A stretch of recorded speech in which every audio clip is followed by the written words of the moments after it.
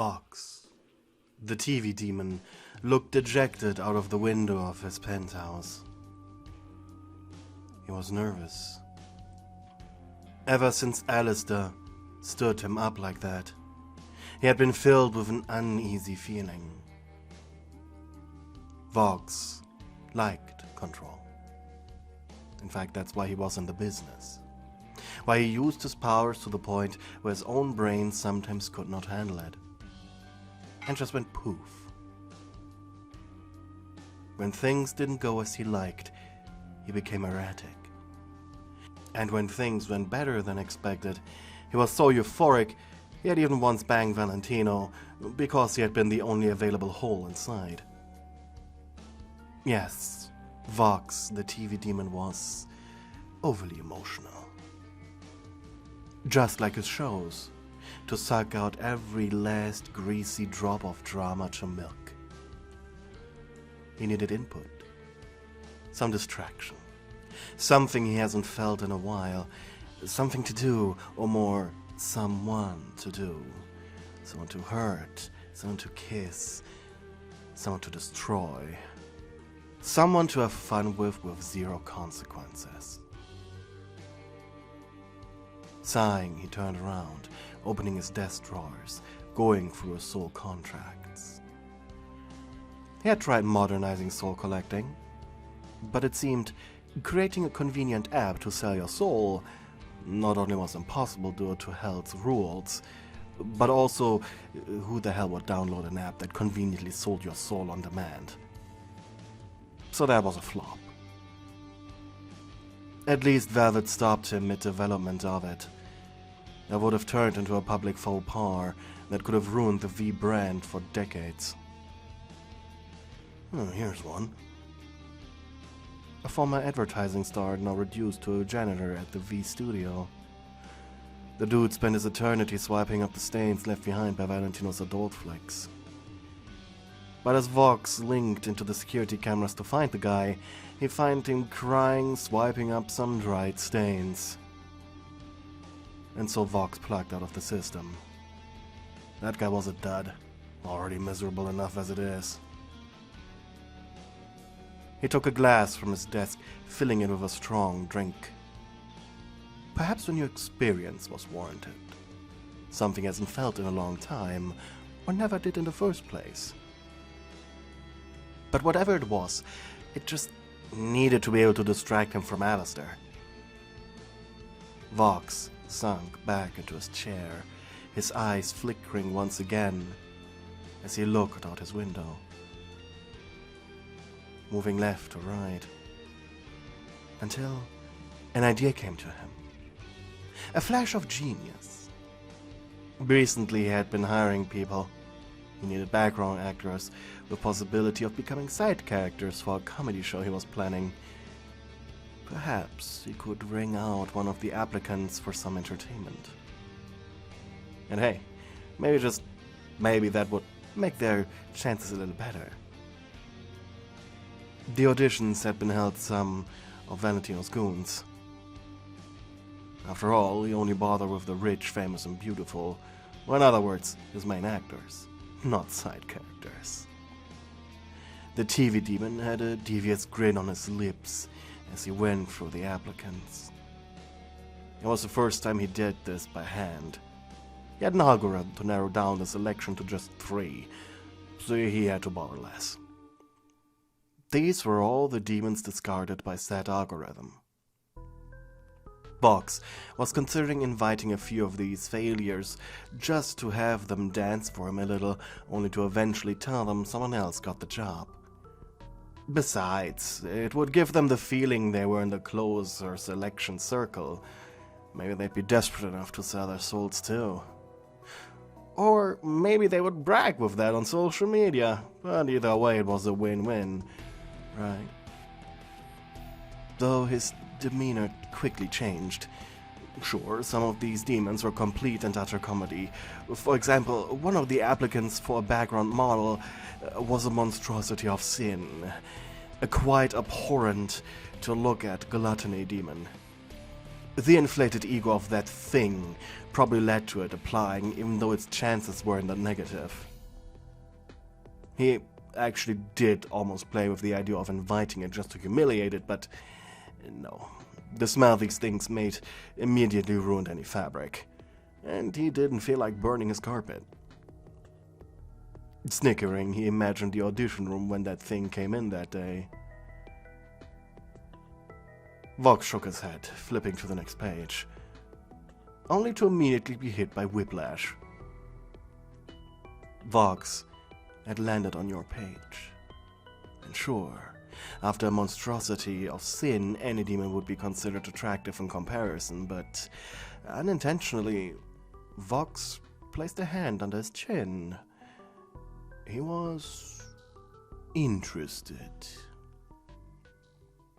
Your name was Proton, and you were part of a new demon species that had only started appearing during the last 20 years. As such, only given the temporary name of cyber hounds, until an actual name was given to your species when the first overlord of your kind manifested. And if not, well, cyber hounds did sound pretty great as well. Vox smirked. First overlord of your kind. That could be you, he thought. That would be an interesting media fire. Not to mention, the first V-branded species of hell. That sounded great to him. Plus, you were rather cute, even though all he saw of you was your headshot. And to think the algorithm discarded you so leisurely. And so Vox leaned over to his intercom. Valentino, he mused. Could you call someone for me?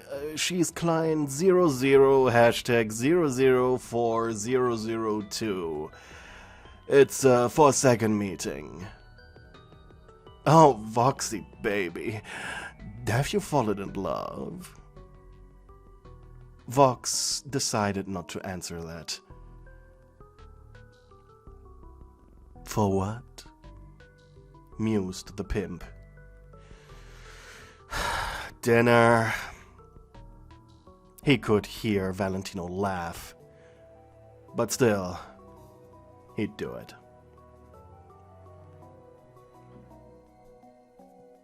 It was 3 days later. Getting the call from V Studios was strange.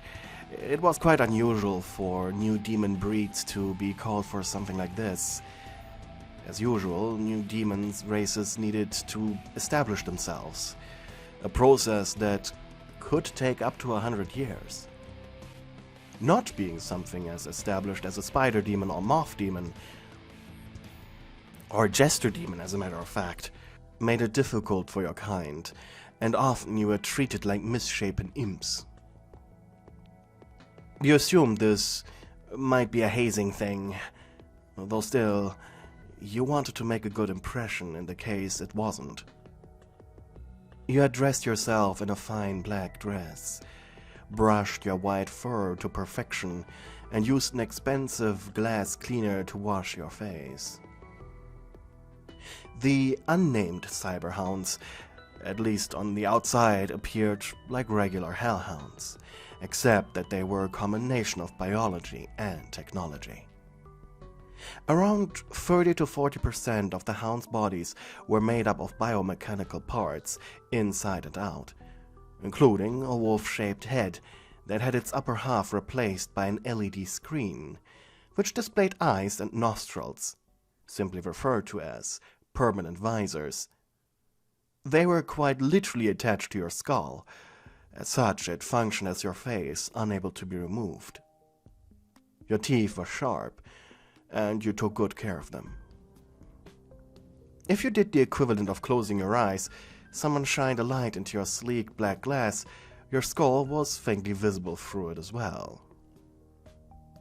Your arms and legs ended in stumps, at around the elbows and knees respectively, allowing for customized prosthetics to be placed in their stead. Your entire species had naturally wide hips, even the males. Interestingly enough, when a hound manifested, they appeared with rudimentary prosthetics already attached to them. A strange but gladly accepted mercy from hell. The biological parts of your body were covered by a thin layer of short, white fur that felt like the coarse, tight pelt of a Jack Russell Terrier. Your arm prosthetics were white with a pleasant turquoise glow in their palms. Same with your leg ones, which had glowing paws. They were from the same manufacturer, some DIY guy that was part of your species. Quite expensive. Gulping, you entered the restaurant that Valentino had ordered you to go. It was a very fine dining place. The demons here were all dressed very beautifully, and if it wasn't for their demonic features, this place could easily have been confused for a regular Earth restaurant. A finely dressed, hellborn succubus was looking for the guest list, finding your name before pointing you towards the back where Vox had been sitting. With a wide grin, he watched you approach, as pink lights flashed on your visor, indicating just how embarrassed you were. "Come, sit," he mused. On the table already stood a bottle of wine and 2 glasses, though he hasn't drank anything yet. Quietly you did as you were ordered. I hope you didn't wait for long, sir." "Nah, I didn't. You weren't late, actually. You just liked being fashionably early." The smile on his TV widened. "Now, I'm the kind of person who finds important matters are best discussed in a public place such as this.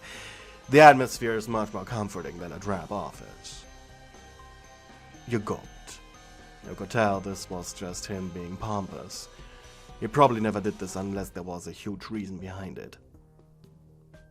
"Has Valentino told you why I invited specifically you out here?"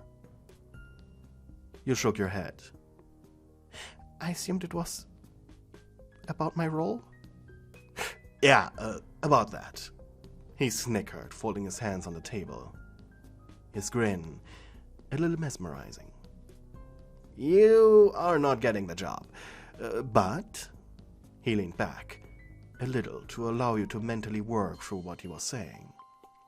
"At the same time, you're the first of your kind to interact with, and I have to admit, you're quite a beautiful specimen of your species." Your screen flickered, turning into the image of a blushing cat emoji for a few seconds, which made him chuckle. Thanks to that thing, he could read you like a book, while you made yourself smaller out of embarrassment. With a confident smirk, Vox snapped his fingers, calling the waiter over to hand you the menus. Now, don't be worried. This all goes into my wallet, so order whatever you like." From experience as a human, you chose to stick with the medium pricing, knowing that choosing the cheap options would probably cause him to tease you about it, while choosing something expensive would make you look like a gold digger or opportunist. Though perhaps there was the chance that maybe he was looking for that? He could see the desperation in the form of emojis depicted on your face. Ugh, how cute. Vox could eat you up like a snack. You chose a medium-priced filet mignon as your main dish, causing him to nod slowly. He liked women who ate meat. Vegetarians and salad eaters always were fake individuals. Plus, this was hell. The best place to live for once, after all. So, if you didn't order me here for the job, why did you call me out, sir? I have an eye for things, Proton. Marketing. You tilted your head as he spoke. Your talents would be wasted putting you in just a side role. Not to mention, according to what Val's agents had written about you in the notes, too shy to act, well, that was a huge problem. but with your voluptuous, attractive body, you definitely could still be useful to him. I just want you as a model. You blushed, sinking back in your seat. It's just, there will undoubtedly be more of your kind arriving very soon. Perhaps when the next generation starts dying off. I mean, your race is quite young. On file, you said it's your second year? You nodded. I never thought I'd be afraid of angels, sir. You commented. Yes, that happens. It's actually quite common. You choose to die at terrible time too. 6 months are over quickly. You gulped. You only said that to make you feel uneasy. Like you needed protection. And it worked. I'm young, as you said. Both my kind and my own. It's difficult. No one wants to hire me. Strong demons don't want to risk hiring someone weak, and the weak don't want to hire someone who could be stronger. We are unwritten papers. And desperate. God, he could jerk off to your void expression right now. He had you by the balls. Whatever he said now didn't matter anymore. He won, and he loved that. Well, and he was going to rub that in. As you probably know, the V brand is the top manufacturer of self-defense and self-security products in the pentagram. And with our Hellborn services, we can even sell and broadcast into the lower layers, where undoubtedly more of your kind are being treated poorly. Your food arrived, and the two of you began eating your appetizers. So, model? You would start Precisely. We would start manufacturing prosthetics, and I'd like you to be on the billboards. Your eyes widened. Vox was charming, direct, and professional, which clashed greatly with your young hell age. Honestly, at this point, he could have already stopped talking. He sat there, enjoyed his meal. You were just starstruck. But he was enjoying this too. Exaggerated, he talked about ambitions, and you, as he put it, should have how he could help you and your entire species. And what caught your interest the most was his willingness to potentially turn you into the 4th member of the V's. Vox, the leader, Valentino, the man behind the entertainment, Velvet, the image, and you, the face of the V's technology. Honestly, an older demon would see his spouting of grandeur as borderline desperate, but you! To you it was more, hey, you lived in dirt, now I'm here to change that. And the worst thing of all wasn't that you'd sign even the worst contracts by now, but rather that he was starting to like you, and you were starting to like him. You were easily controlled, he could tell, easily manipulated. And when you finally switched the topic to your own life, when you were human, or more, since you had become a demon, how you were now renting a tiny studio apartment near the pentagram's center, where the angel purges usually started. You just barely were kept afloat by doing menial labor and shit jobs. You almost had something akin to pity, but when desserts arrived, he finally went for the kill. He seductively placed his hand on yours, looking into your eyes. A beautiful woman like you must think of herself sometimes. And the V's are the fastest growing power in all of the pentagram and beyond. You exhaled through your mouth. Do I really have a choice? Die in obscurity. In a ditch somewhere with an angel's spear sticking out of your back? Or your soul torn apart by some abusive fuck like the radio demon? You finally forced a smirk. Don't get me wrong, sir, but how can I be sure you aren't going to abuse me? Just do what I say, Proton. Your eyes met. Just do what I say, he repeated. After dinner, you chose to follow him to his car. A big limousine. You had already decided while eating your main dish that should it come to this, you'd go with him. Your thoughts went to the implication of eternity. This was your body now, this was your world now, and there were only two things required to watch out for. Don't turn into a lost soul, demons whose souls were so utterly worthless, who had given up on anything, that they transformed into useless shadows of their former self, and don't let angels get you. Worst case, you'd suffer a few decades, but overall, you had forever to get over it. And forever, infinity, the endless, was the strangest thing for sentient life to fathom. Vox drove you to the studio. It was late. Following him inside into the elevator was strange. You were about to sign your soul and probably do more than just that, judging by his demeanor.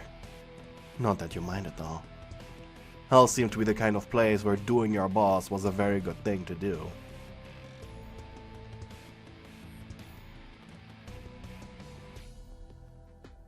And so, you were led into Vox's penthouse. It was beautifully decorated. It looked like a villain hideout from an 80s movie, with beautiful marble flooring that was polished to perfection, cream-colored sofas with zebra-patterned cushions, multiple neon lights and large windows that showed hell's skyline. Okay, I always do this with somebody I bring here new. Let me show you something really cool. He chuckled, almost like a child, pressing a button. And so the sky the windows depicted turned gray as rain began to fall in a soft pitter-patter that was actually quite cinematic. I suppose that's not real rain, sir, is it? He shook his head. VTech, it's all VTech. He walked forward with a pride-filled chest, sitting down on the sofa. You placing yourself next to him as he snapped his fingers for your contract to appear. It was a standard platitude-filled contract. Your heart beat faster. Vox offered you a pen. Placing it on the paper, you inhaled, and then exhaled. You know, in movies it's sealed with a kiss. I know. Sorry, I just thought it's funny.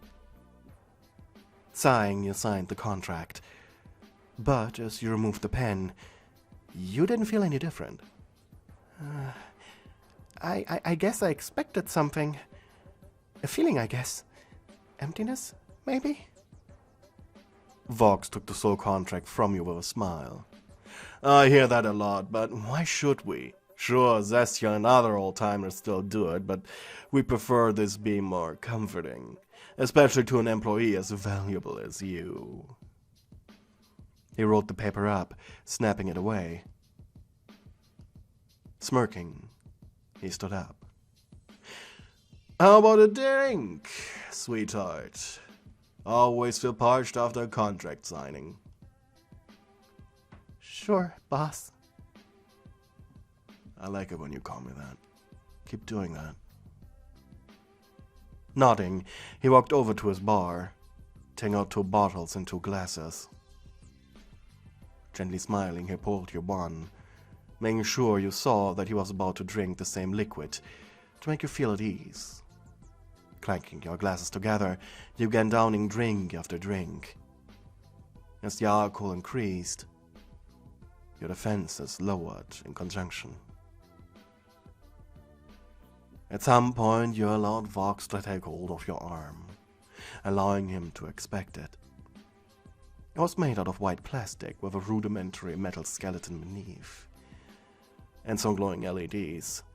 A rather flimsy construction on closer inspection, though it looked sleek on the outside. So where do you get this thing from anyways? Right now? Well, there are a bunch of do-it-yourself cyberhounds making them. Quite expensive. That explains a lot, thought Vox. You tilted your head, mind clouded by the drinks. So, boss, what happens next? He asked curiously, tracing the rim of the glass with your claw.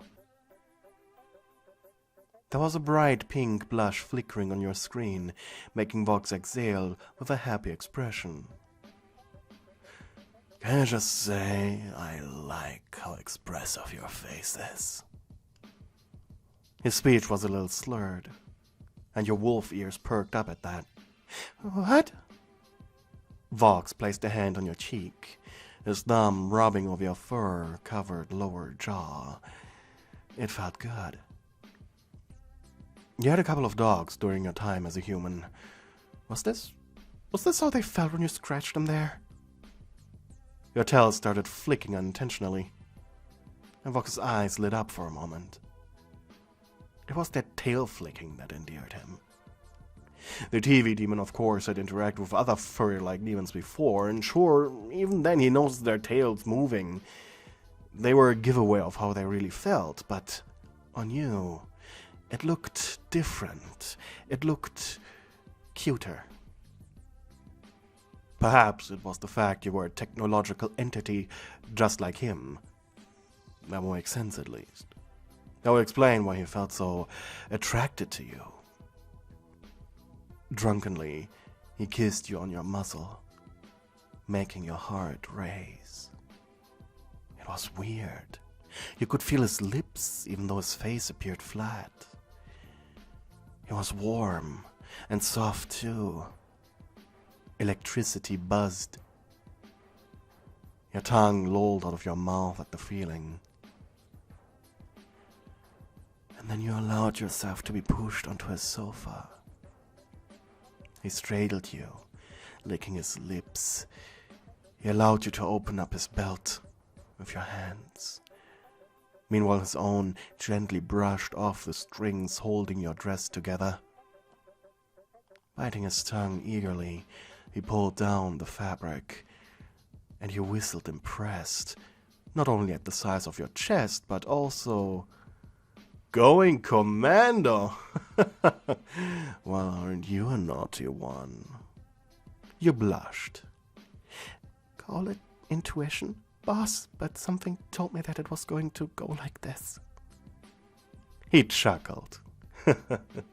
Well, in that case, you're resourceful. I like that. I like that a lot.